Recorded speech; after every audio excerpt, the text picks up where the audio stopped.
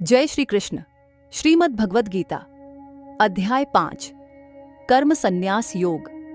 इस अध्याय में श्री कृष्ण ने अर्जुन को कर्म संन्यास, कर्मों का त्याग और कर्म योग, निष्काम भाव से कर्म करना के बीच तुलना करते हुए बताया कि दोनों मार्ग मोक्ष की ओर ले जाते हैं, लेकिन कर्मयोग अधिक श्रेष्ठ है क्योंकि यह जीवन में रहते हुए भी आत्म साक्षात्कार की ओर अग्रसर करता है। अध्याय 5 में कुल 29 श्लोक है। श्लोक 1 अर्जुन बोले, हे कृष्ण, आप कभी कर्म त्याग, संन्यास और कभी कर्मयोग की प्रशंसा करते हैं। कृपा करके मुझे बताइए कि इन दोनों में वास्तव में श्रेष्ठ कौन है। श्लोक 2 भगवान बोले, संन्यास, त्याग और कर्मयोग दोनों ही मोक्षदायक हैं, परंतु कर्मयोग श्रेष्ठ है क्योंकि वह सरल और व्यावहारिक है। श्लोक 3 जो न किसी से द्वेष करता है और न किसी वस्तु की लालसा करता है, वही सच्चा सन्यासी है और वह संसार के बंधन से सहज मुक्त हो जाता है। श्लोक 4 से 6 है। मूढ़ लोग कहते हैं कि ज्ञान योग और कर्मयोग भिन्न हैं, परंतु ज्ञानी जानते हैं कि दोनों एक ही लक्ष्य की ओर ले जाते हैं। श्लोक 7 जो कर्मयोगी शुद्ध बुद्धि वाला, आत्मनियंत्रित और आत्मा में स्थिर है, वह कर्म करते हुए भी पाप से अछूता रहता है। श्लोक 8 से 9 ज्ञानी व्यक्ति समझता है कि मैं कुछ नहीं करता, देखना, सुनना, स्पर्श करना, खाना, सोना सब इंद्रियों द्वारा होता है, मैं तो केवल साक्षी हूँ।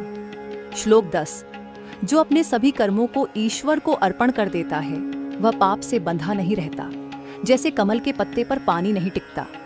श्लोक 11 से 13 योगी केवल शरीर, मन, बुद्धि और इंद्रियों से कर्म करता है, लेकिन उनमें आसक्ति नहीं रखता।